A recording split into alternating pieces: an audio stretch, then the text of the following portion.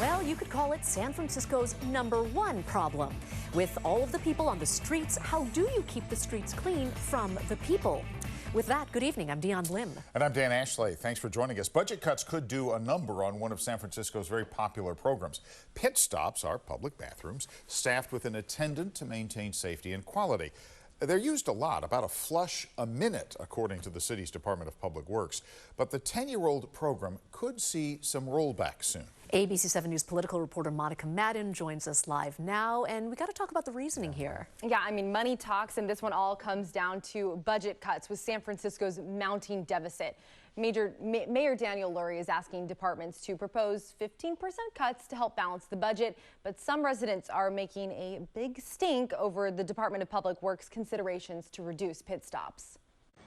We've all been there. A nice stroll in the city, spoiled by a stench. And one of San Francisco's decade-long solutions might be seeing some changes. There are 30 citywide pit stops throughout San Francisco, and there you can find city workers. They keep a log keeping track of how many people are coming in and using the pit stops. They send that back to the Department of Public Works so they have an idea of how many people are using it. Now, it's pretty simple. You push this button, and it's all totally free.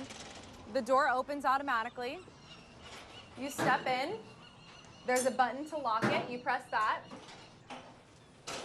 Once you're done, you hit the open door button.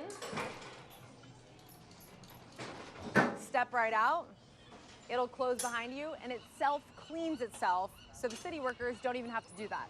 You shouldn't have to see what I seen when I first came here. We met Whitney at the Civic Center pit stop. Unhoused herself, she uses them daily. And it's giving people opportunity to go and use the restroom in peace and not have to, do their business out in public. And that is so inhumane. You know what I mean? This year, the Department of Public Works has roughly $12 million allocated for the pit stops. DPW says it will be looking at which stops are used the least and cutting hours to cut costs. Its proposal for next year would slash that number in half to meet the mayor's budget requests, which we asked him about Monday. Seems to kind of go against Cleaner Streets Initiative, but there's a balance to strike. I mean, are you going to advocate for this, against this? We're reviewing all options right now. We're sitting down with department heads daily starting right now and over the next 60 days. It's going to be a tough budget season. We know this, and we have outside forces. We're going to control what we can control, and we look forward to reviewing all proposals. The department tells me there will be 3 factors they're looking at for each pit stop: usage, location, and proximity. There are several in the Tenderloin, so cutting a location there could be an option. This is all in flux, though, before the mayor has to balance the budget in June. He could reject DPW's proposals and cut from other departments.